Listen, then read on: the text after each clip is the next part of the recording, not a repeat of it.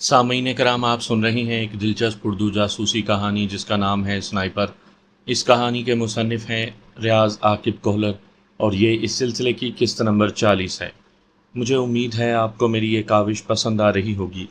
आपने अगर अभी तक मेरा चैनल कहानी घर सब्सक्राइब नहीं किया तो अभी मेरे चैनल को सब्सक्राइब करके बेल नोटिफिकेशन ऑन कर लीजिए ताकि आने वाली हर नई कहानी की इत्तला हर वक्त आप तक पहुंच सके। अब्दुल हक ने पूछा, तो अब क्या इरादा है? गहरा सांस लेकर मैं खामोश हो गया था। अब्दुल हक ने 1-2 मिनट मेरे जवाब का इंतज़ार किया। मुस्तकिल खामोश पाकर वो मुझे तसल्ली देने लगा। इसमें आपकी गलती नहीं है ज़िशान भाई, बल्कि आपने तो एक के बदले दो को मौत के घाट उतारा और एक को कैदी बनाकर भी ले आए हैं। मैं आराम करना चाहता हूँ। इस मर्तबा भी अब्दुल हक की बात का जवाब दिए बगैर मैं कहवे की खाली प्याली दस्तरखान पर रख कर उठ गया। बिस्तर में घुसते ही मुझे मायूसी और उदासी ने घेरे में ले लिया था। शेर को सवा शेर टकर जाए तो यही हुआ करता है। मैं अपनी खामियों का जायज़ा लेने लगा। इस वक्त मुझे किसी अपने की ज़रूरत बहुत शिद्दत से महसूस हो रही थी। अगर पलवशा मेरे साथ होती तो अब तक मैं अपनी शिकस्त का गम भूलकर नए अज़म की जोत जगा चुका होता, मगर जाने वो कहाँ गुम हो गई थी। मेरी हमराज, मेरी मुहाफ़िज़, मेरी साथी, मेरी बीवी, मेरे कंधे से कंधा मिलाकर हर मुश्किल में कूद पड़ने वाली, मेरी रूखी फीकी ज़िंदगी में खुशियाँ और सुकून भरने वाली, जाने कहाँ गायब थी। अब तो यूं लगने लगा था जैसे उसके साथ बीता वक्त एक सुहाना सपना ही तो था। उसकी मधुर भरी आवाज़ सुनने को मेरे कान तरस गए थे। उसकी मोहनी सूरत के दीदार के लिए आंखों की प्यास बढ़ गई थी। हाथों के उसके लमस की चाह थी तो नाक उसकी खुशबू सूंघने को बेताब। अपनी शिकस्त को भुलाकर मैं उसी को सोचता गया और इसी सोचों ने मुझे नींद की वादियों में धकेल दिया, जहां अब तक वो मुझसे बिछड़ी नहीं थी। उसके जानदार कह कहे मेरी समाअतों को रौनक बख्श रहे थे। उसकी शरारतें मेरे होंठों को हंसने पर मजबूर कर रही थी और उसकी मोहनी सूरत मेरी आंखों की प्यास बुझा रही थी। मुझसे इटखेलियां करते करते वो एकदम संजीदा हो गई और मेरी गोद में सर रखे हुए उसने अपनी रोशन आंखें मेरे चेहरे पर गाड़ते हुए पूछा, राजू, क्या कभी आपने खुद से बेहतर निशानेबाज देखा है? निक स्टीवर्ट मुझसे बेहतर है ना गुड़िया? उसके चेहरे पर झुकते हुए मैंने साफ गोई से इकरार किया। आपको कैसे पता चला? क्या कभी आमना सामना हुआ है? हाँ, मैं उसे गुज़िश्ता रोज़ होने वाली झड़प की तफसील सुनाने लगा। वो बहस करते हुए बोली, तो उसके पहली गोली चलाने की वजह से वो बेहतर हो गया? हो सकता है उसने आपको पहले देख लिया हो और आपकी नज़र उस पर बाद में पड़ी हो। उसने मेरी टेलीस्कोप साइट के शीशे में गोली मारकर मुझे मार ही दिया था। वो तो किस्मत अच्छी थी जो मैंने बर वक्त सर हटा लिया था। वो वसूख से बोली, किस्मत के बारे तो मैं कुछ नहीं कहना चाहती, लेकिन ये आपकी महारत ही थी जिसकी वजह से आप उसकी गोली का शिकार होने से बच गए। और अगर उसे एक लम्हे की देर हो गई होती तो यकीनन वो अपना सर पीछे ना हटा पाता। मैंने मुंह बनाया, तुम बस मुझे झूठी तसल्लियां देती रहो। राजू, मेरी आंखों में देखो। उसकी हल्की नीली आंखें झील सैफुल मलूक से भी गहरी थी। मैं उनकी अथाह गहराइयों में डूबता चला गया। उसकी आवाज़ सरगोशी में ढल गई थी। राजू, मैं झूठ नहीं कहती और कभी मुझे मायूस ना करना। मुझे आप पर बहुत मान, बहुत भरोसा और बहुत यकीन है। कभी किसी से हार ना मानना, वरना आपकी पलवशें नहीं रहेगी, गम से मर जाएगी। उसका मायूस लहजा मुझसे बर्दाश्त नहीं हुआ था। मैं फौरन बोला, पगली ऐसी बातें नहीं करते। निक स्टीवर्ट तो मेरे बाएं हाथ की मार है, मैं तो बस मजाक कर रहा था। जानती हूँ। उसके चेहरे पर सकून फैल गया था। अब बस जल्दी से उसका टुनटुना ख़त्म करो और मेरे पास पहुँचो।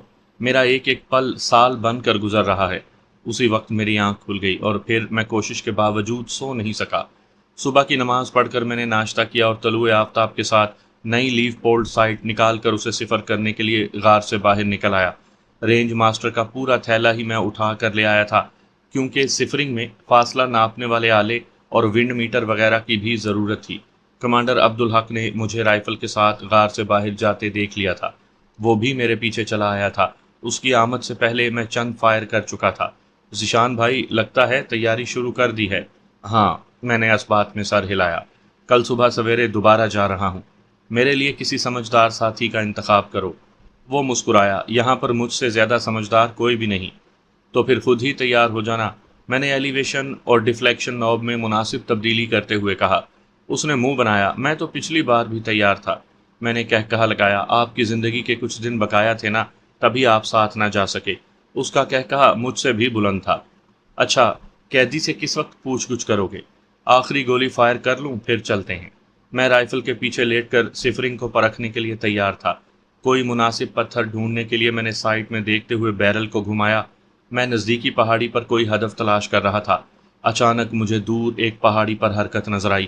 یہ وہی پہاڑی تھی جس پر کل اکرم شہید ہوا تھا۔ مذکورہ پہاڑی کا زمینی فاصلہ تو زیادہ تھا، مگر ہوائی فاصلہ 2 کلومیٹر ہی کے بقدر ہوگا۔ وہ پہاڑی ہمارے ٹھکانے سے زیادہ بلندی پر واقع تھی۔ میں نے فوراً لیزر رینج فائنڈر سے فاصلہ ناپا، 2100 میٹر بن رہا تھا۔ بلندی کا زاویہ ناپ کر میں نے حساب لگایا، 1950 میٹر کی رینج نکلی۔ میں نے فوراً مطلوبہ رینج لگائی اور آئی گلاس سے مخصوص فاصلہ رکھ کر اپنا گال بٹ پر ٹیک دیا۔ میری تیزی دیکھتے ہوئے کمانڈر عبدالحق کو بھی شک گزرا تھا۔ خیر تو ہے، بڑی تیزی کا مظاہرہ کر رہے ہو؟ خوشگوار حیرت کے اظہار کے ساتھ اس نے تھیلے سے دوربین اٹھا کر آنکھوں سے لگا لی۔ کل ہم جس پہاڑی پر گئے تھے وہاں حرکت نظر آ رہی ہے۔ یہ کہتے ہوئے میں نے سائٹ میں جھانکتے ہوئے کہا، 6 نہیں 7 آدمی ہیں، 8 9 10، 3 ڈھلان پر ہیں۔ کمانڈر نے پرجوش لہجے میں تصحیح کی، مگر فاصلہ کچھ زیادہ نہیں ہے۔ اس کی بات کا جواب دینے کے بجائے میں نے ایک ساکن آدمی پر شست باندھی جو شاید وائرلیس پر بات کر رہا تھا۔ لبلبی دباتے ہی ہلکی سی ٹھک ہوئی اور مذکورہ شخص اچھل کر نیچے گر گیا۔ اسے تڑپتا دیکھ کر دائیں بائیں موجود افراد اسے سنبھالنے کے لیے اس کی طرف بڑھے۔ مزید 2 کے گرتے ہی باقیوں کی سمجھ میں یہ بات آ گئی تھی کہ تڑپنے والوں کو سنبھالنے سے زیادہ اپنے جسم کو آڑ میں رکھنا اہم ہوگا۔ 3 آدمی مخالف جانب کی ڈھلان میں اتر کر میری نظروں سے اوجھل ہو گئے تھے، جبکہ ایک میری طرف موجود ڈھلان میں اترنے کی حماقت کر بیٹھا۔ اس کے 3 ساتھی اور بھی اس طرف موجود تھے اور اپنے ساتھیوں کی چیخ و پکار سن کر وہ بھی اوپر کی طرف دیکھنے لگے تھے۔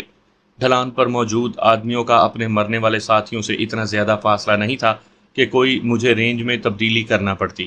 میں نے جلدی سے میگزین تبدیل کی کہ پہلے والی میگزین میں صرف 3 ہی گولیاں موجود تھیں۔ نئی میگزین لگاتے ہی میں نے رائفل کاک کی اور اگلی گولی پناہ کے لیے غلط سمت کا چناؤ کرنے والے کو لے ڈوبی۔ ڈھلان پر پہلے سے موجود 3 آدمی آڑ کی تلاش میں اوپر کی طرف بھاگے، کیونکہ انہیں گولیاں چلنے کی سمت معلوم ہو گئی تھی۔ چند گز چڑھائی چڑھنا اتنا مشکل نہیں تھا، لیکن ایسی چڑھائی پر بھاگ کر نہیں چڑھا جا سکتا۔ اگلی 2 گولیوں نے مزید 2 کو جدوجہد سے بے نیاز کر دیا تھا۔ تیسرا ایک جھاڑی میں دبک گیا، لیکن اس کی بدقسمتی کہ جھاڑی صرف نظری آڑ دے سکتی ہے، گولی کے لیے کوئی حفاظت مہیا نہیں کر سکتی۔ اس کے ساتھ ہی مجھے دور سے فائر کی آواز سنائی دینے لگی۔ یقیناً وہ اندھا دھند فائر کر کے ایمونیشن کو ضائع کر رہے تھے۔ 2-3 لمحے جھاڑی پر شست باندھنے کے بعد مجھے اس کا ہیولا نظر آنے لگا تھا۔ اس کے سر وغیرہ کا تو کوئی خاص اندازہ نہیں ہو رہا تھا، اس لیے میں نے اندازے ہی سے گولی فائر کر دی۔ جھاڑی میں ہونے والی ہلچل نے مجھے کامیاب فائر کی نوید سنا دی تھی۔ یار، سنائپر واقعی بہت خطرناک ہوتے ہیں۔ میرے ساتھ لیٹا عبدالحق پتہ نہیں میری تعریف کر رہا تھا یا مذمت۔ میں نے اپنی شست بلندی پر پڑی لاشوں کی طرف منتقل کرتے ہوئے کہا، فوراً کمانڈر ضلع خان کو کہو کہ ایک پارٹی تیار کرے، میں یہیں لیٹے ہوئے دشمن کو لاشیں اٹھانے سے روکوں گا۔ وہ روشنی ختم ہونے سے پہلے کسی لاش کو ہاتھ نہیں لگا سکتے۔ کمانڈر کے آدمی چھپتے ہوئے مناسب جگہوں پر مورچے سنبھال لیں۔ وہ اندھیرا چھاتے ہی اپنے ساتھیوں کی لاشیں اٹھانے آئیں گے، اور اس وقت کسی کو واپس نہیں جانا چاہیے۔ ٹھیک ہے، کہتے ہوئے وہ غار کے اندر کی طرف بھاگ پڑا۔ میں سنائپر کی ازلی ہٹ دھرمی اور ضد کا مظاہرہ کرتے ہوئے اسی طرف متوجہ رہا۔ ہمیں تربیت کے دنوں میں کئی گھنٹوں تک ایک ہی جانب شست باندھ کر لیٹنا پڑتا تھا۔ پورے دن میں ہدف نے صرف 30 سیکنڈز کے لیے نمودار ہونا ہوتا تھا۔ فائر کرنے کے لیے ایک ہی گولی ہوتی تھی، اور ناکامی کی صورت میں استاد راؤ تصور صاحب کا سامنا کرنے کے خیال ہی سے ہماری روح فنا ہونے لگتی تھی۔ سردار خان تو کہا کرتا تھا کہ اگر کوئی ہدف پر گولی نہ مار سکے تو اس کے لیے بہتر یہی ہے کہ وہ اس گولی کو اپنے سر میں مار کر عزت کی موت قبول کر لے، ورنہ راؤ تصور صاحب کی جلی کٹی باتیں سن کر اس نے بعد میں ویسے ہی خودکشی کر لینی ہے۔ ہم سب تصور صاحب سے اتنا ہی ڈرتے تھے جتنا کوا غلیل، چوہا بلی اور ہرن شیر سے ڈرتا ہے، لیکن تربیت کے بعد ہمیں معلوم ہوا کہ بظاہر نہایت سخت دل اور بے رحم نظر آنے والے راؤ تصور صاحب دل کے کتنے نرم اور ہمدرد انسان ہیں۔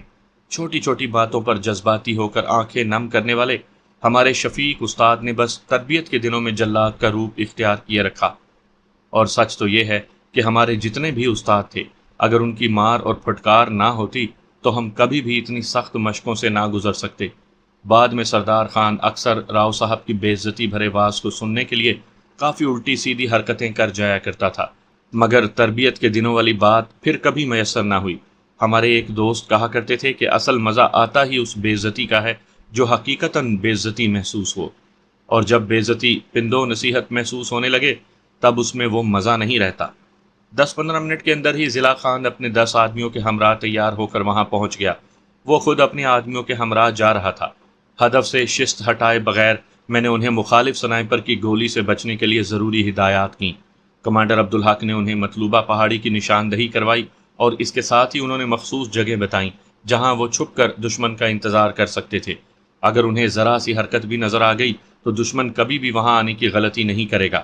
یہ بھی ممکن ہے کہ وہ پوری پہاڑی کو گھیر کر شکاریوں ہی کو شکار کر ڈالے، اس لیے بڑی احتیاط کا مظاہرہ کرتے ہوئے جانا ہے، اور فکر نہ کرو، اندھیرا چھانے تک وہ اپنے ساتھیوں کی لاشوں کو ہاتھ نہیں لگا سکتے۔ اور یاد رکھنا، مخالف سنائپر کی طرف سے کسی کو بھی نشانہ بنانے کی کوشش کی جائے تو وہاں ٹھہرنے کی ضرورت نہیں۔ اس کا صاف مطلب یہی ہوگا کہ وہ تمہاری موجودگی سے واقف ہو گئے ہیں۔ ایسی صورت میں لوٹنے کی کرنا۔ میں نے انہیں آخری ہدایت کی۔ ضلع خان خوشگوار لہجے میں بولا، ٹھیک ہے کمانڈر، کہتے ہوئے اپنے ساتھیوں کے ساتھ نشیب میں اترنے لگا۔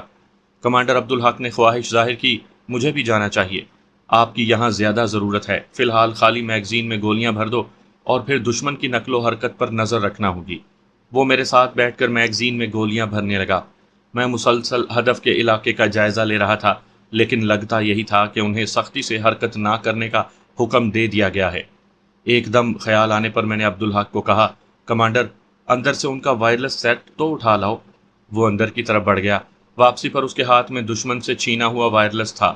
میرے ساتھ بیٹھ کر اس نے وائرلیس آن کیا اور چینل تبدیل کرنے لگا۔ جلد ہی اس نے مطلوبہ چینل ڈھونڈ لیا تھا۔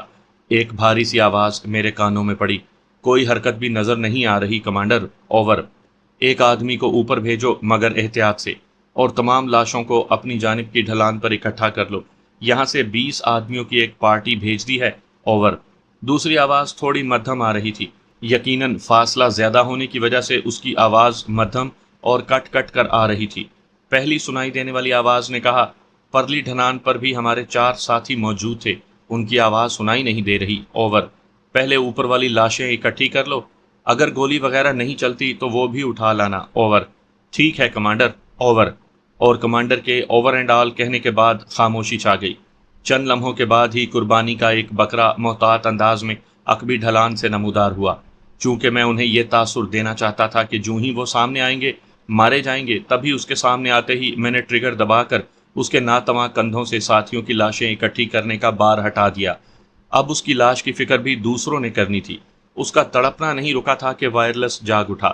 وہی پہلے والا شخص گھبرائی ہوئی آواز میں پکار رہا تھا، Ehtesham for Mubeen, over, send your message, over. Mubeen کی مدھم آواز ابھری۔ احتشام نے کہا، کمانڈر، شامل خان کو بھیجا تھا مگر وہ بھی باقی نہیں رہا، اوور۔ کمانڈر مبین نے جھلائی ہوئی آواز میں کہا، ٹھیک ہے، اب حرکت نہیں کرنی اور آنے والوں کو بھی اندھیرا چھانے کا انتظار کرنے کو کہنا ہے، اوور اینڈ آل۔ اس کے لہجے میں شامل جھلاہٹ ظاہر کر رہی تھی کہ کسی نامعلوم سنائپر پر اسے کتنا غصہ آیا ہوا تھا۔ اچانک وائرلیس سے ایک نسوانی آواز ابھری، وہ انگریزی میں بات کر رہی تھی، موبن، جب منع کیا گیا تو پھر اپنے آدمیوں کو کیوں سامنے آنے دیا ہے، اوور۔ اس نے مبین نام کی مٹی پلید کرتے ہوئے غصیلے لہجے میں کہا تھا۔ مبین نے نادم لہجے میں کہا، سوری میڈم، میں نے سوچا شاید وہ خبیث دفع ہو گیا ہے، اوور۔ نکی نے کل بتا دیا تھا نا کہ کوئی پیشہ ور سنائپر ہے، اوور۔ اندازے کے مطابق میں لورا براؤن کی آواز سننے کی سعادت حاصل کر رہا تھا۔ مبین نے کہا، اب احتیاط کریں گے میڈم، اوور۔ میں اور نکی اس کی تلاش میں جا رہے ہیں، تم اندھیرا ہونے سے پہلے لاشیں نہ اٹھوانا۔ شاہ اور کریم ہمارے ساتھ ہیں، اوور اینڈ آل۔ کریم، یقیناً وہ کریم کو کہہ رہی تھی۔ میں فوراً اٹھ بیٹھا۔ کمانڈر عبدالحق انگلش نہیں جانتا تھا، پوچھنے لگا، یہ شاید لورا براؤن تھی، کیا کہہ رہی تھی؟ ہاں، میرا بھی یہی خیال ہے، میں نے اس بات میں سر ہلاتے ہوئے کہا۔ وہ میری تلاش میں نکل رہی ہیں اور میرے اندازے کے مطابق انہیں اس راستے سے آنا چاہیے۔ میں نے شمال مغرب کی پہاڑیوں کی طرف انگلی سے اشارہ کیا، کیونکہ جنوب کی جانب سے انہیں ایک تو طویل چکر کاٹنا پڑے گا اور دوسرا اس طرف سے آتے وقت وہ میری نظر میں آ سکتے ہیں، اور نک جیسا سنائپر کبھی بھی ایسی غلطی نہیں کرے گا۔ تو اس نے سوالیہ نظریں اٹھائیں، اگر ہم ان سے تیز رفتاری کا مظاہرہ کرتے ہوئے اس بلندی پر پہنچ گئے تو شاید کوئی کامیابی ہاتھ لگ جائے۔ میں نے شمال کی جانب موجود ایک اونچی پہاڑی کی طرف اشارہ کیا تھا۔ عبدالحق بولا، اگر ہم چلے گئے تو وہ لاشیں اٹھانے کی کوشش کر سکتے ہیں، اور ابھی تک ضلع خان اپنے آدمیوں کے ساتھ وہاں نہیں پہنچ سکا ہے۔ میں نے اسے تسلی دیتے ہوئے کہا اب وہ حرکت نہیں کریں گے۔ لورا براؤن اسی متعلق بات کرتے ہوئے اسے ڈانٹ رہی تھی۔ چلو پھر، اس نے فوراً رضامندی ظاہر کر دی تھی۔ اپنا سامان سمیٹتے ہوئے ہم چل پڑے۔ وہاں موجود آدمیوں کو ہم نے اپنے جانے کی سمت کا بتاتے ہوئے ضلع خان تک بھی فوراً یہ اطلاع پہنچانے کو کہا تھا۔ اس کے ساتھ ہی میں نے انہیں تاکید کی تھی کہ وہ غار سے باہر نہ نکلیں، کیونکہ نک سٹیورٹ کا نشانہ وہی پہاڑی اور اس کے دائیں بائیں موجود 2 پہاڑیوں نے بننا تھا جہاں پر اس کے ساتھی میرا نشانہ بنے تھے۔ وہاں انہیں نشانہ بنانے کے لیے انہی 3 بلندیوں سے فائر کیا جا سکتا تھا، اور نک جیسے تجربہ کار سنائپر سے بعید تھا کہ وہ یہ اندازہ نہ لگا پاتا۔ اب مجھے اس پر صرف اتنی فوقیت حاصل تھی کہ اس کے ارادے کا پتہ چل گیا تھا۔ رینج ماسٹر کا جھولا میری پیٹھ پر لدا تھا۔ کمانڈر عبدالحق نے ہاتھوں میں کلاشن کوف تھامی ہوئی تھی۔ ہم تیز رفتاری سے چلتے ہوئے اپنے ٹھکانے کی مشرقی جانب اترے اور پھر نالے میں بے فکری سے چلتے ہوئے آگے بڑھ گئے۔ وہ نالا فرلانگ بھر مشرق کی طرف جا کر شمال کی جانب مڑ رہا تھا۔ میرے پاس چونکہ وزن زیادہ تھا، اس لیے کمانڈر عبدالحق مجھ سے 2-3 قدم آگے چل رہا تھا۔ رینج ماسٹر کا وزن تقریباً 17 کلو گرام ہے۔ گویا یہ ایک رائفل 4-5 کلاشن کوفوں کے بقدر وزنی ہوگی۔ سنائپنگ کا بقیہ سامان البتہ کمانڈر عبدالحق نے اپنے جھولے میں ڈالا ہوا تھا۔ میری کوشش یہ تھی کہ جلد از جلد ہم اس بلندی پر پہنچ جائیں۔ نالے میں ہونے کی وجہ سے دشمن کی وائرلیس سیٹ پر کی گئی گفتگو ہمیں سنائی نہیں دے رہی تھی۔ تیز رفتاری سے چلنے کی وجہ سے ہمارے سانس پھول گئے تھے۔ اب نالا بتدریج بلند ہو رہا تھا۔ چڑھائی چڑھتے ہوئے مجھے پلوشا کی یاد آ گئی۔ وہ بہت تیز رفتاری سے پہاڑوں پر چڑھتی تھی۔ سر ہلا کر میں نے اس کی یادوں کو دور جھٹکا، کیونکہ اس وقت مجھے ایک شاطر سنائپر سے لڑنے کی حکمت عملی سوچنا تھی، اور پلوشا کی یاد مجھے ہر چیز سے غافل کر دیا کرتی تھی۔ ایک چھوٹی پہاڑی عبور کر کے ہم دوسری جانب اترے۔ نشیب میں جاتے ہوئے ہمارے قدموں کی رفتار تیز تھی۔ نالے میں پہنچتے ہی اونچائی کا سفر شروع ہو گیا۔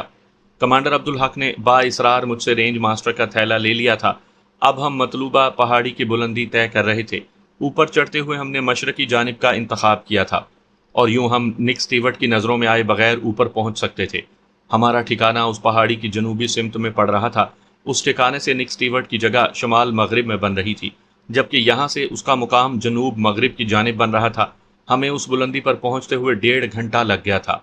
اوپر پہنچتے ہی ہم نے 2 منٹ سستا کر اپنے سانس بحال کیا، اور پھر میں فوراً رائفل کو جوڑنے لگا۔ سب سے آخر میں ٹیلی اسکوپ سائٹ جوڑ رہا تھا۔ اس دوران کمانڈر عبدالحق دوربین نکال کر علاقے کا جائزہ لینے لگا۔ رائفل جوڑ کر میں نے سب سے پہلے فائر کرنے کے لیے مناسب جگہ تلاش کی، اور پھر اس پہاڑی کا ٹیلی اسکوپ کی مدد سے جائزہ لینے لگا جس پر میرے خیال میں نک سٹیورٹ نے پہنچنا تھا۔ یہ بھی ممکن تھا کہ وہ کسی دوسری پہاڑی کا انتخاب کرتا، لیکن ایک سنائپر ہونے کے ناطے اگر میں اس کی جگہ ہوتا تو اسی پہاڑی کا انتخاب کرتا، اور پھر وہ مجھے نظر آ گئے۔ میرا اندازہ غلط ثابت نہیں ہوا تھا۔ وہ اس پہاڑی کے شمال مغربی کونے سے اوپر چڑھے تھے۔ ان کی تعداد 4 تھی، لیکن سب سے بڑا مسئلہ یہ تھا کہ مجھے نک سٹیورٹ کی پہچان نہیں تھی، بلکہ نک تو کیا، اس فاصلے سے لورا براؤن کا امتیاز بھی نہیں ہو رہا تھا۔ تمام نے سروں پر گرم ٹوپیاں اوڑھی ہوئی تھیں۔ فاصلہ ناپنے پر مجھے 1900 میٹر معلوم ہوا تھا۔ ان کا رخ پتھر کی ایک بڑی چٹان کی طرف تھا، اور مجھے شک تھا کہ اس چٹان کے جنوبی جانب مورچہ سنبھال کر وہ میری نظروں سے اوجھل ہو جاتے۔ اس سے پہلے مجھے اندازے سے نک سٹیورٹ کو پہچان کر نشانہ بنانا تھا۔ ایک آدمی پیٹھ پر جھولا اٹھائے ہوئے تھا۔ لامحالہ اس جھولے میں سنائپر رائفل نے ہونا تھا، اور اس کے ساتھ یہ بھی طے شدہ بات تھی کہ رائفل کو اٹھانے والا نک سٹیورٹ نہیں ہو سکتا تھا۔ باقی تینوں میں سے اندازے سے درمیان میں چلنے والے پر نشانہ سادھتے ہوئے میں نے گولی داغ دی۔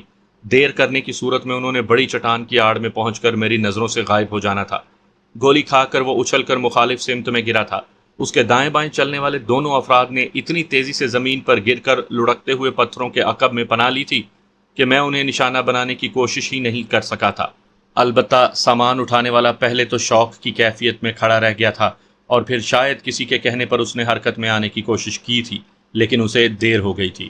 یقیناً اس کا زمین پر لیٹنے کا 100% ارادہ تھا، مگر اس کے ارادے کو عملی جامہ میری گولی نے پہنایا تھا۔ غریب اپنی پیٹھ پر لدا تھیلا بھی نہ اتار سکا۔ وزنی تھیلے نے اسے سکون سے تڑپنے بھی نہیں دیا تھا۔ رائفل کو دوبارہ کاک کرتے ہوئے میں نے ان 2 پتھروں کو اپنی نظر میں رکھ لیا تھا جس کے پیچھے بقیہ 2 آدمی چھپے تھے۔ ان کی تیزی دیکھتے ہوئے مجھے اندازہ ہو رہا تھا کہ وہ دونوں ہی میرا اصلی ہدف تھے۔ میرا خیال ہے اصلی آدمی بچ گیا ہے۔ کمانڈر عبدالحق میرے ساتھ ہی لیٹ کر دوربین سے جائزہ لے رہا تھا۔ یہ بھی آدمی ہی تھے یار، میں ہنسا۔ کیا آپ کو روبوٹ دکھائی دے رہے تھے؟ میرا مطلب تھا کہ نک سٹیورٹ بچ گیا، اس نے خوش دلی سے وضاحت کی۔ اسی وقت وائرلیس سیٹ پر نسوانی آواز ابھری۔ یہ وہی آواز تھی جو ہم پہلے بھی سن کر اسے لورا براؤن سمجھ چکے تھے۔ 11421 اوور۔ یس میڈم، مبین نامی کمانڈر کی آواز ابھری۔ یقیناً اسی کا کوڈ نام 21 تھا۔ موبن، ہم پر حملہ ہوا ہے، شاہ اور کریم مارے جا چکے ہیں، یہاں کچھ آدمی بھیجو، اوور۔ اس کی بات سن کر ہمیں نک کے بچنے کی تصدیق ہو گئی تھی۔ میڈم، 20 آدمی لاشیں اٹھانے کے لیے بھیجے ہیں، یہاں پر 10-12 آدمی ہی بچے ہیں، اور کیمپ سے شام تک مزید نفری نہیں پہنچ سکتی، اوور۔ کیا وہ اب تک وہاں نہیں پہنچے، اوور۔ لورا براؤن کی آواز میں شامل جھلاہٹ اس کے غصے کو ظاہر کر رہی تھی۔ پہنچ تو گئے ہیں لیکن اندھیرا ہونے کا انتظار کر رہے ہیں، اوور۔ لورا براؤن نے کہا، انہیں کہو لاشیں اٹھائیں اور واپس آ جائیں، اوور۔ مگر سنائپر کا خطرہ تو اب تک موجود ہے نا، اوور۔ مبین نے اندیشہ ظاہر کیا۔ نہیں، وہ خبیث شاید ہماری ٹرانسمیشن سن رہا تھا، اس لیے وہ ہمارے خلاف گھات لگانے پہنچ گیا، اوور۔ یوں لگ رہا تھا جیسے وہ یہ سب دانت پیستے ہوئے کہہ رہی ہو۔ پچھلے چند ماہ سے وہ مسلسل کامیابیاں سمیٹ رہے تھے، اب انہیں خاطر خواہ جواب ملا تھا تو غصے میں تو آنا بنتا تھا۔ مگر اسے کیسے معلوم کہ آپ کہاں جا رہے ہیں؟ مبین نے حیرانی ظاہر کی۔ یہ نہ ہو آپ پر حملہ کرنے والا کوئی دوسرا شخص ہو، اوور۔ موبن، یہ بحث کا وقت نہیں ہے، دیے گئے حکم پر عمل کرو۔ جب کہہ دیا کہ وہ وہاں نہیں ہے تو بس نہیں ہے، over and all. Laura brown نے اسے مزید کچھ کہنے سے روک دیا تھا۔ میں ساتھ ساتھ کمانڈر عبدالحق کو بھی لورا براؤن اور مبین کی بات چیت سے آگاہ کرتا گیا۔ اسی وقت مبین اپنے انتظار کرنے والے ساتھیوں کو لاشیں اٹھانے کا حکم بھی دہرانے لگ گیا تھا۔ اس بار وہ پشتو میں بولا تھا، اس لیے کمانڈر عبدالحق کو اس کی بات سمجھ میں آ گئی تھی۔ اس کے آدمیوں کا فاصلہ ہم سے زیادہ تھا، اس کے باوجود ان کا جواب سنائی دے گیا تھا۔ عبدالحق دعائیہ لہجے میں بولا، اللہ کرے ضلع خان تک ہمارا پیغام پہنچ گیا ہو۔ میں نے مشورہ چاہنے والے انداز میں کہا، میرا خیال ہے لورا براؤن کے ساتھ تھوڑی گپ شپ کرتے ہیں۔ عبدالحق نے نفی میں سر ہلایا۔ اس طرح تو انہیں پتہ چل جائے گا کہ ہم ان کی ٹرانسمیشن سن رہے ہیں، انہیں پہلے ہی سے پتہ ہے۔ لورا براؤن اس بارے مبین کو اشارہ دے چکی ہے۔ بات چیت کا فائدہ؟ عبدالحق بات چیت کے حق میں نہیں تھا، اور پہلے اگر شک تھا تو آپ اسے یقین میں بدل دیں گے۔ دشمن کو نفسیاتی طور پر اس کی شکست کا احساس دلانے سے وہ بدحواس ہو کر غلطیاں کرتا ہے، غصے میں آ کر موقع فراہم کرتا ہے۔ باقی جہاں تک اس سیٹ کا تعلق ہے تو چند گھنٹوں تک اس کی بیٹری جواب دے جائے گی، اور ہمارے پاس نہ تو اس کی فالتو بیٹری ہے اور نہ اس بیٹری کو چارج کرنے کے لیے اس کے مخصوص برانڈ کا چارجر۔ بہتر ہوگا کہ انہیں اپنے پاس وائرلیس کی موجودگی کا یقین دلا کر ان پر نفسیاتی دباؤ بڑھا دیں، اس طرح وہ کھل کر بات چیت نہیں کر سکیں گے۔ بڑا دور تک سوچتے ہو یار۔ اس کا تحسین آمیز لہجہ مجھے بات چیت کی اجازت دینے کے لیے تھا۔ میری بات کرنے سے پہلے ہی دور کہیں مسلسل فائر کی آوازیں آنے لگیں۔ عبدالحق نے خیال ظاہر کیا، لگتا ہے کمانڈر ضلع خان نے اپنا کام شروع کر دیا ہے۔ اسی وقت لورا براؤن مبین کو پکار کر فائرنگ کی وجہ پوچھنے لگی۔ میڈم، لگتا ہے دشمنوں سے ٹاکرا ہو گیا ہے، میں پوچھ کر بتاتا ہوں، ویٹ۔ لورا کو انتظار کرنے کا کہہ کر وہ بار بار اپنے آدمی کو پکارنے لگا۔ احتشام فور مبین، اوور۔ 3-4 بار پکارنے کے بعد احتشام کی سہمی ہوئی آواز آئی، کمانڈر، ہم دشمن کے گھیرے میں ہیں، جتنی آدمی بھی لاشیں اٹھانے اور اوپر پہنچے تھے ان میں سے کوئی نہیں بچا۔ میں اور ضیاء ایک چٹان کے پیچھے چھپے ہیں، ہمیں کمک بھیجو، اوور۔ تمہارے پاس 20 آدمی بھیجے تھے، اوور۔ مبین چیخ ہی تو پڑا تھا، میرے خیال میں تو ہم 2 بچے ہیں، اوور۔ احتشام کی سہمی ہوئی آواز اس کے خوفزدہ ہونے کو ظاہر کر رہی تھی۔ یقیناً ضلع خان نے ایک دم ہلہ بول کر ان کا صفایا کیا تھا۔ مبین اسے جواب دیے بغیر لورا براؤن کو صورتحال بتانے لگا۔ نک سٹیورٹ کی آواز اب تک میں نہیں سن پایا تھا، شاید وائرلیس سیٹ لورا کے ہاتھ میں تھا، اس لیے وہی بات چیت کر رہی تھی۔ فوراً کیمپ میں بات کر کے ہیلی منگواؤ، اوور اینڈ آل۔ صورتحال کو دیکھتے ہی لورا نے چیختے ہوئے حکم پاس کیا تھا۔ پیچھے کیمپ سے مبین نے لانگ رینج وائرلیس ہی پر بات کرنی تھی، اور وہ ٹرانسمیشن ہم نہیں سن سکتے تھے۔ گردیز شہر میں موبائل فون سروس کام کرتی تھی، مگر ان پہاڑوں میں سگنل نہیں آتے تھے، یا اگر آتے بھی تھے تو انہیں جام کر دیا گیا تھا تاکہ مجاہدین کے رابطے میں رکاوٹ ڈالی جا سکے۔ لورا بیبی، بہت پریشان لگ رہی ہو، اوور۔ وائرلیس سیٹ پر خاموشی چھاتے ہی میں بول پڑا تھا۔ ہو از ہیئر؟ اس نے چونکتے ہوئے پوچھا تھا۔ شاید دوست نہ کہہ سکو، اور دشمن کے نام سے کیا لینا، کچھ بھی کہہ سکتی ہو، اوور۔ تمہارا انجام بہت برا ہوگا، اس نے نفرت بھرے لہجے میں دھمکی دی۔ اتنا غصہ صحت کے لیے اچھا نہیں ہوتا لورا بیبی، اور تمہیں اس احمق نک نے بھی نہیں بتایا کہ سنائپر تب ہی اپنے شکار کا پیچھا چھوڑتا ہے جب اس کا متبادل بندوبست کر لے۔ خواہ مخواہ اتنے آدمیوں کو مروا دیا۔ اوور۔ وعدہ کرتی ہوں تم زیادہ عرصہ زمین پر چلتے نظر نہیں آؤ گے۔ اوور۔ غصے کی زیادتی کی وجہ سے اسے دھمکی دینے کے علاوہ کچھ سوجھ نہیں رہا تھا۔ میں نے اسے چڑھایا، اگر تم آڑ سے اپنا ہاتھ بھی باہر نکال کر دکھا دو تو میں سمجھوں گا کہ تم واقعی کچھ کر سکتی ہو۔ اوور۔ اگر اتنے ہی سورما ہو تو مجھے سنائپر رائفل اٹھانے دو، پھر میں دیکھ لیتی ہوں تم کتنے پانی میں ہو۔ اوور۔ اس مرتبہ اس کے لہجے میں غصے کے بجائے دلچسپی چھپی تھی۔ میں نے کہا لگاتے ہوئے کہا، کیا دشمن کو بھی ہتھیار دیے جاتے ہیں لورا بیبی؟ اوور۔ اس نے طنزیہ لہجے میں کہا، نہتے آدمیوں پر ہتھیار تان کر بڑکے مارنے والا کوئی نام مرد ہی ہو سکتا ہے۔ اوور۔ میں نے ایک اور کہا لگایا، تو تم کون سا مرد ہو؟ اوور۔ تمہارا نام کیا ہے؟ اوور۔ میں عاشقانہ انداز میں بولا، حسن والے مجھے جس نام سے پکاریں مجھے اعتراض نہیں ہوگا۔ اوور۔ اس نے دلچسپی بھرے لہجے میں پوچھا، کیا تم نے مجھے دیکھا ہے؟ اوور۔ تعریف تو کافی سنی ہے۔ اوور۔ میں نے ہوا میں تیر چھوڑا۔ اس نے تاؤ دلانے والے انداز میں کہا، اگر اتنی ہی خوبصورت لگتی ہوں تو مجھے جانے دو۔ اوور۔ میں نے پوچھا، کیا اپنے ساتھی کو یہیں چھوڑ جاؤ گی؟ اوور۔ وہ اطمینان بھرے لہجے میں بولی، پہلے اپنی جان کی فکر کرنی چاہیے۔ اوور۔ اگر جانے دوں تو بدلے میں مجھے کیا ملے گا؟ اوور۔ کیا چاہیے؟ اوور۔ میں نے کہا، ڈیٹ پر چلو گی؟ اوور۔ اگر میرا جواب اثبات میں ہوا تو؟ اوور۔ اس کا شوخی برا لہجہ اس کی تہذیب اور ثقافت کو ظاہر کر رہا تھا۔ وہ کوئی مشرقی لڑکی نہیں تھی کہ ایسی باتوں پر شرماتی۔ جس تہذیب میں شوہر کی آنکھوں کے سامنے اس کے دوست سے لپٹ کر بوسہ دیا جا سکتا ہو، ان کے لیے شرم و حیا کوئی معنی نہیں رکھتے۔ ٹھیک ہے، تم اپنے سر سے ٹوپی اتار کر اپنے بالوں کو کھلا چھوڑ دو تاکہ میں پہچان کی تصدیق کر سکوں۔ ایسا نہ ہو دھوکے میں تمہارا نامراد عاشق نک بھاگ جائے۔ اوور۔ اس بات کی کیا گارنٹی ہے کہ تم مجھے جانے دو گے؟ اوور۔ یقیناً وہ مجھ پر اعتبار نہیں کر سکتی تھی، بس تھوڑی مہلت لے کر ہیلی کاپٹرز کی آمد کا انتظار کر رہی تھی۔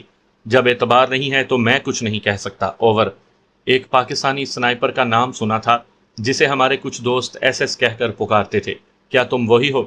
اوور۔ اس مرتبہ وہ مطلب کی بات پر آ گئی تھی۔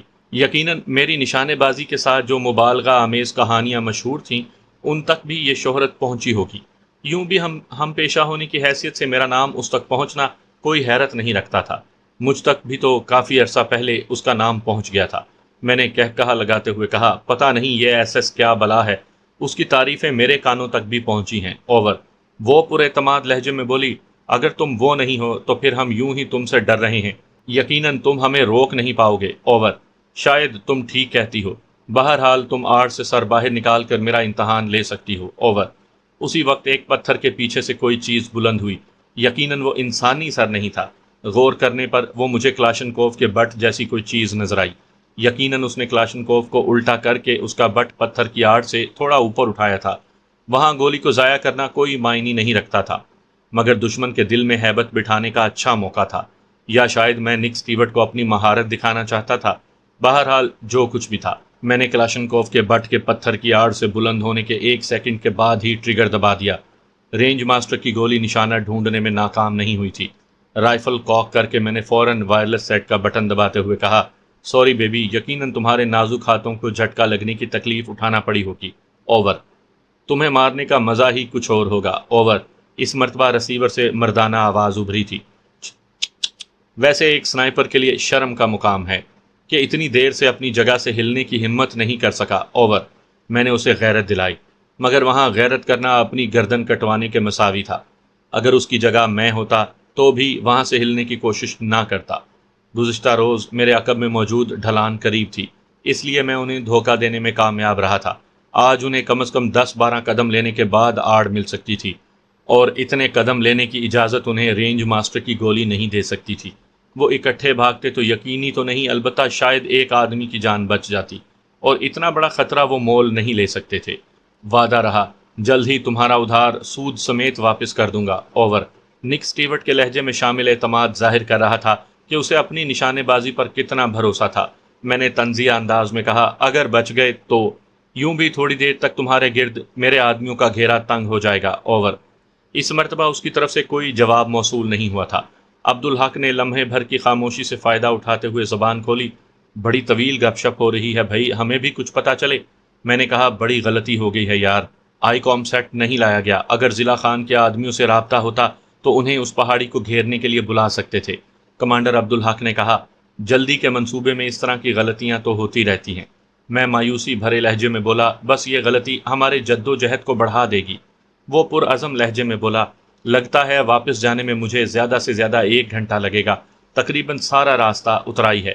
ٹھکانے سے 3-4 آدمی ساتھ لے کر میں خود ہی اس پہاڑی کا رخ کروں گا۔ بھاگو، میں نے سوچنے میں وقت ضائع نہیں کیا تھا۔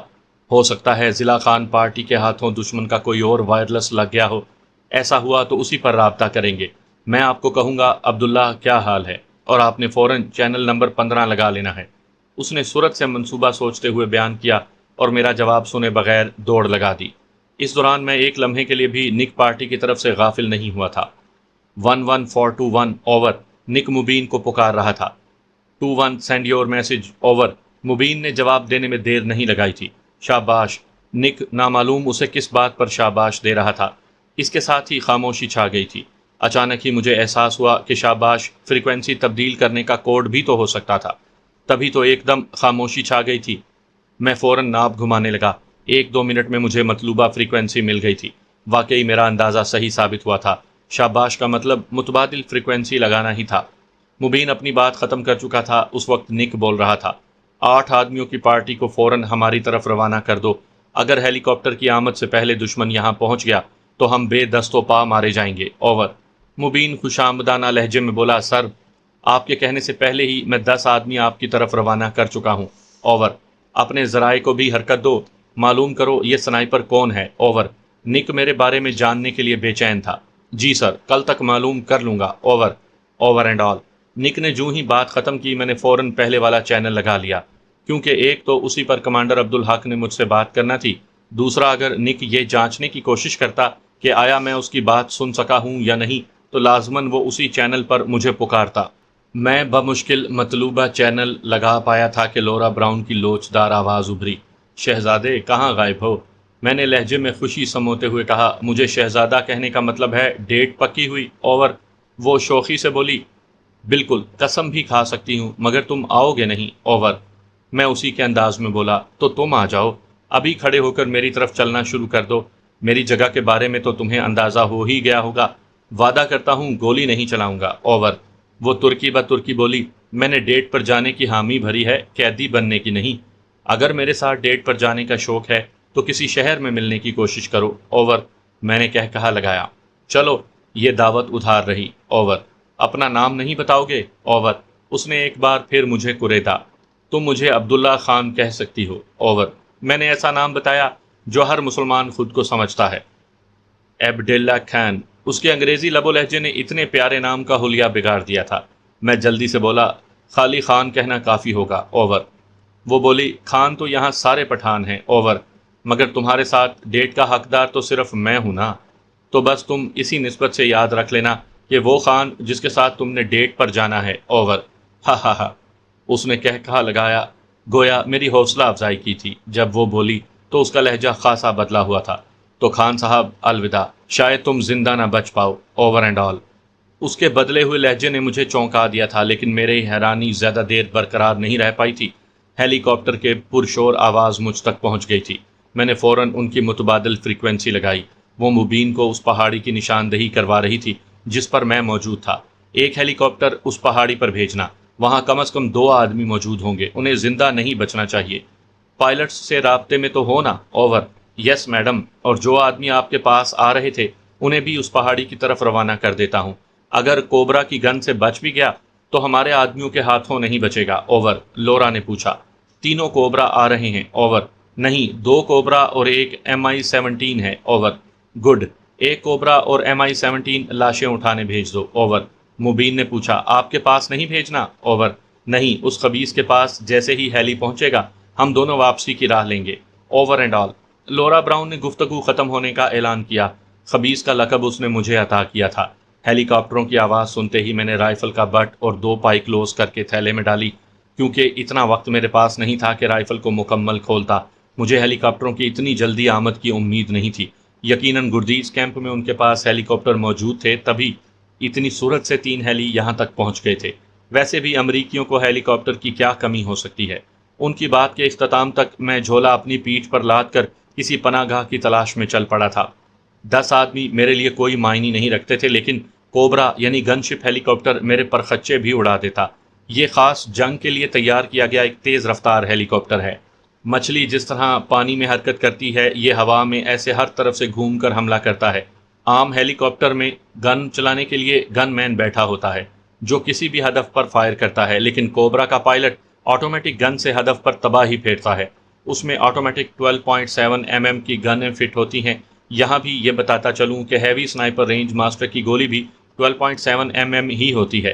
اگر ایک گولی انسان کی کھوپڑی کو کئی ٹکڑوں میں تقسیم کر سکتی ہے تو اسی کیلیبر کی درجنوں گولیوں نے کیا تباہی مچانا تھی، یہ اندازہ کرنا آپ کے لیے مشکل نہیں ہوگا۔ میرے پاس چل کر یا بھاگ کر فائر کرنے کے لیے لے دے کے بریٹا پستول ہی موجود تھا۔ 10 کلاشنکوفوں اور ایک کوبرا ہیلی سے فقط بریٹا کے ساتھ مقابلہ کرنا یقیناً خودکشی کی آسان کوشش کہی جا سکتی ہے۔ دشمن کے 10 آدمیوں نے بھی مغربی جانب سے آنا تھا۔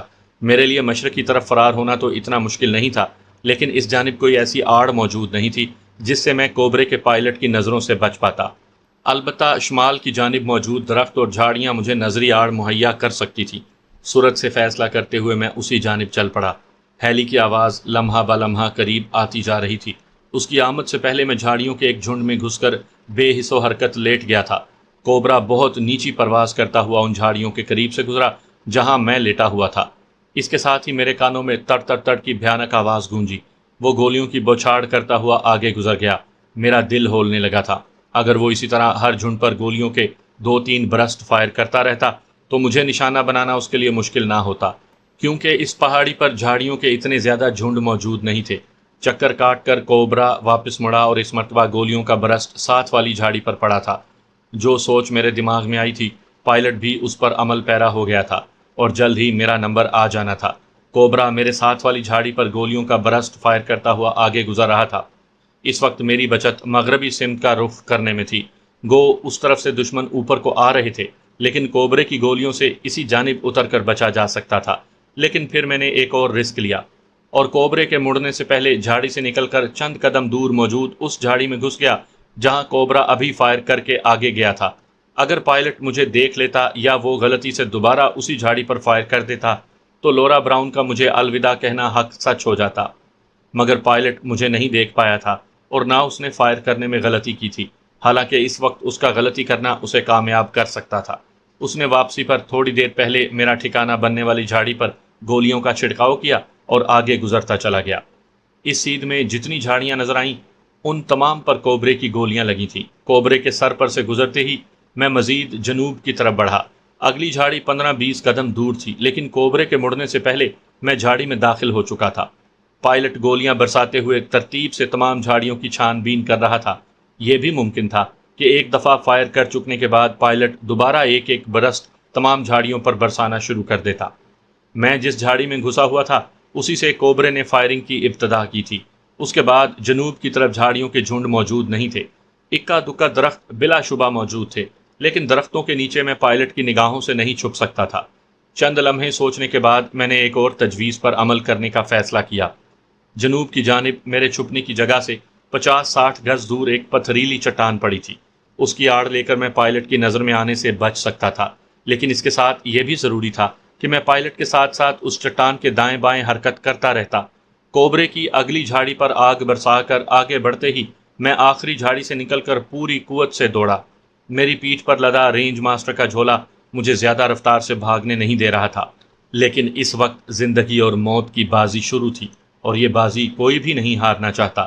یوں بھی پائلٹ کی توجہ ان جھاڑیوں کی طرف مبذول تھی جہاں وہ گولیاں برسا رہا تھا۔ چٹان کی جنوبی جانب آڑ لیتے ہی میں چڑھے ہوئے سانسوں کو اعتدال پر لانے لگا۔ اس کے ساتھ ہی میرا ذہن تیزی سے اس حالت سے نکلنے کی تجویز سوچ رہا تھا۔ اگر پیدل دشمن اوپر پہنچ جاتا تو یقیناً وہ مجھے چوہے کی طرح گھیر کر ہلاک کر دیتے۔ کوبرے کی وجہ سے میں کسی آڑ میں رہ کر بھی ان کا مقابلہ نہ کر پاتا کہ کوبرا سر پر پہنچ کر مجھے بڑی آسانی سے ہلاک کر دیتا۔ بچاؤ کا ایک ہی طریقہ تھا کہ کوبرا وہاں سے چلا جاتا، جبکہ پائلٹ کا فی الحال ایسا ارادہ نظر نہیں آ رہا تھا۔ اور پھر تنگ آمد با جنگ آمد کے مستحق میں نے ایسا فیصلہ کیا جسے عام حالات میں خودکشی ہی کا نام دیا جا سکتا تھا۔ رینج ماسٹر کا جھولا پیٹھ سے اتار کر میں نے رائفل باہر نکال لی اور اس پر سائٹ لگانے لگا۔ چند سیکنڈ بعد میں 200 میٹر رینج لگا کر رائفل کے پیچھے لیٹ چکا تھا۔ اس وقت اگر پائلٹ اس طرف دیکھ لیتا تو میرا بچنا محال تھا۔ بھری ہوئی میگزین رائفل سے جوڑتے ہوئے میں نے رائفل کاک کی اور پیچھے لیٹ کر پائلٹ پر نشانہ سادھ لیا۔ کوبرے کی تیز رفتاری میرے لیے نہایت مشکل پیدا کر رہی تھی۔ اگر میں سیدھی گولی فائر کرتا تو پائلٹ کو کبھی بھی نشانہ نہ بنا سکتا۔ مناسب لیڈ لے کر ہی میں کامیاب فائر کر سکتا تھا۔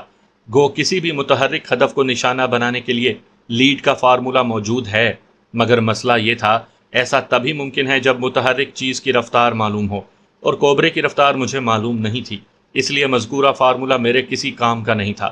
البتہ پیشہ ور سنائپرز کے دماغ میں ایک اپنا اندازے کا میٹر لگا ہوتا ہے، اور اس وقت میرا ذاتی اندازہ ہی کام آ سکتا تھا۔ ہیلی کی بائیں کھڑکی کا شیشہ کھلا ہوا تھا، اس لیے میں اس کے مغرب کی طرف مڑنے کا انتظار کرنے لگا۔ میرے پاس زیادہ وقت نہیں تھا کیونکہ کوبرا جھاڑیوں کے آخری جھنڈوں کو نمٹانے والا تھا۔ پائلٹ کے چکر کاٹ کر مغرب کی طرف مڑتے ہی میں نے پائلٹ کے سر پر شست لی، اور اس کے اپنی رائفل کے متوازی آنے سے پہلے میں نے بیرل کو اندازے سے مناسب لیڈ دے کر دل ہی دل میں اپنے پاک پروردگار کو مدد کے لیے پکارتے ہوئے ٹریگر دبا دیا۔ یہ میری زندگی کا سب سے خطرناک فائر تھا۔ ٹریگر دباتے ہی میں نے جلدی سے رائفل کو دوبارہ کاک کیا، مگر اس کی ضرورت پیش نہیں آئی تھی۔ اللہ پاک نے میری مناجات کو قبول فرما لیا تھا۔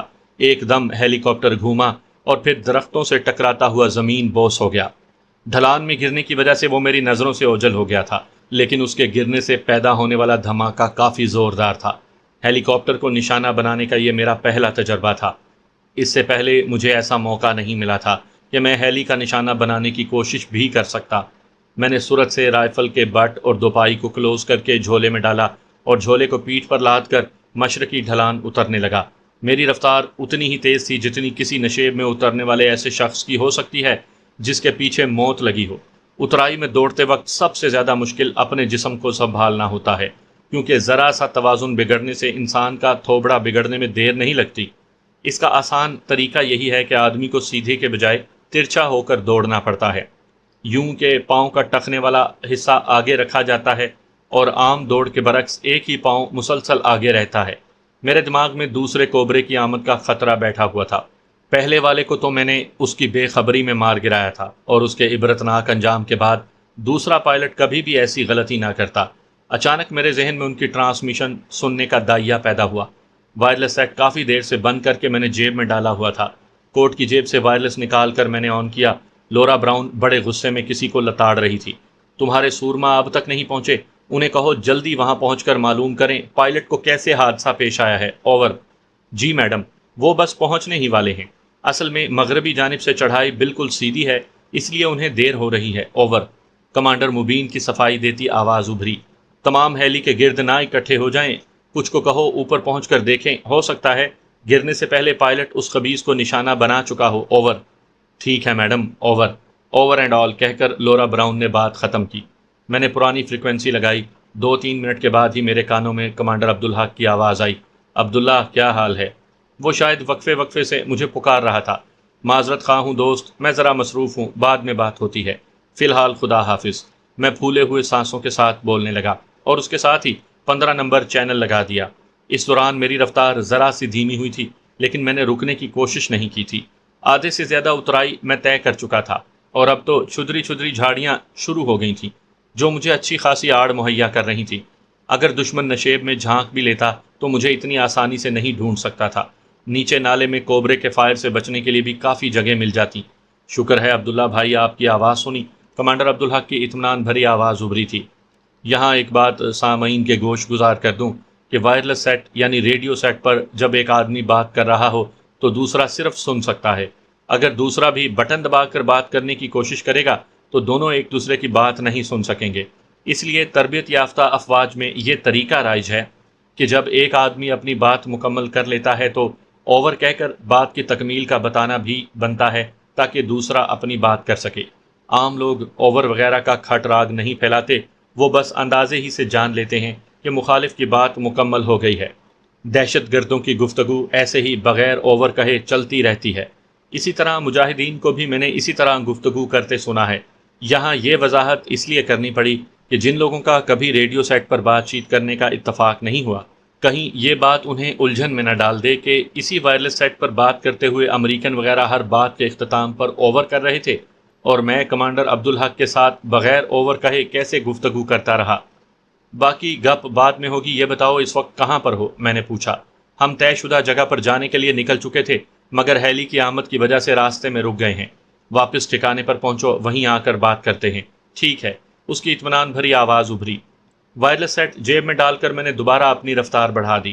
نالے میں اترتے ہی میرے کانوں میں کلاشنکوف کی تڑتڑاہٹ گونجی۔ 4-5 کلاشنکوفیں اکٹھی ہی گرج رہی تھیں۔ میں نے سر اٹھا کر دیکھا، دشمن بلندی پر پہنچ چکا تھا اور وہیں سے وہ نالے میں فائر کر رہے تھے۔